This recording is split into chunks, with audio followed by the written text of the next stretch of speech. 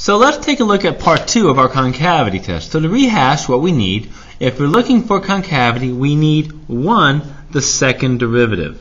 That's the first thing we're going to need, the second derivative. First derivative finds out where a function's increasing and decreasing. The second derivative tells us where it's concave up or concave down. 2, we're going to need the second derivative's critical point. So where is the second derivative equal to 0 or dne? You get those, and then we're ready to go. So let's take a look at another example. We want to find out where the following function is concave up or concave down.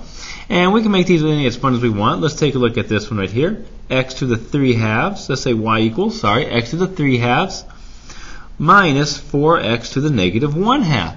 Ouch!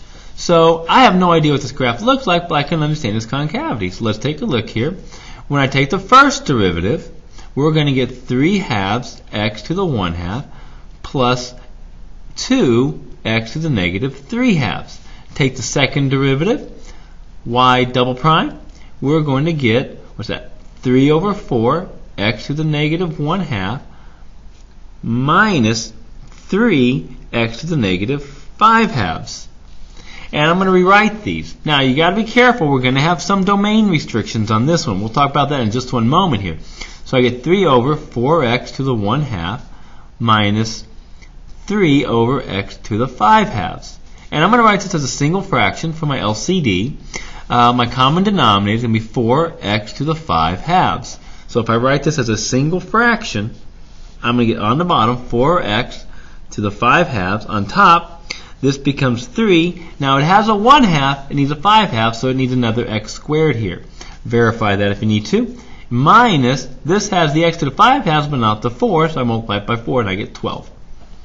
And there's our second derivative. Now you may be saying, what about the domain restrictions? Well, we do. Because these are even roots, we know that x has to be greater than or x equal to 0 because of the even root. So we don't have to worry about anything negative on this one. Now, once I get my second derivative, now I got to find out those where the second derivative equals 0 and where the second derivative does not exist. Where it equals 0, easy. Set the top equal to 0. And that's going to give me x equals plus or minus 2. We'll talk about that in a second. Where does it equal 0? Well, that's where the bottom equals 0. And that's going to give me x equals 0. So 0 is a critical number for us here, but it's an endpoint also. So we don't have to really terribly worry about too much on it. But also remember, we don't need the negative. That's outside of my domain.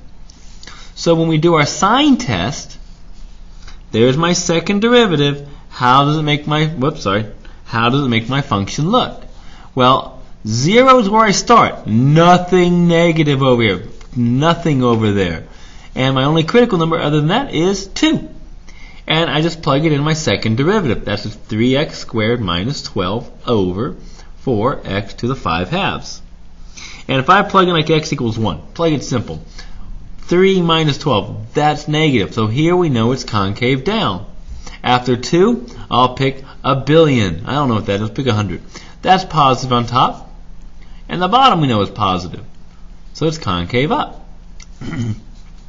So we know the function is concave down on the interval 0 to 2. And again, that is because the second derivative is less than 0.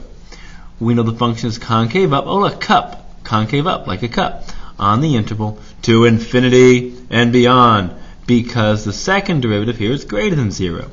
All right. Where's our POI?